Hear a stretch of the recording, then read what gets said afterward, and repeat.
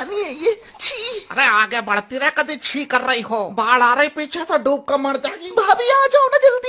आ तो रही हूँ, एक तो औलाद का वजन और ढोना पड़ रहा, इसका बाप जाना कहाँ मर गया। अरे आगे बढ़ते रहो जल्दी। अरे चल तो रहे हैं, कौन है ये स्टूपिड सा। एक तो भूख और लग रही, इसको खाऊं क्या?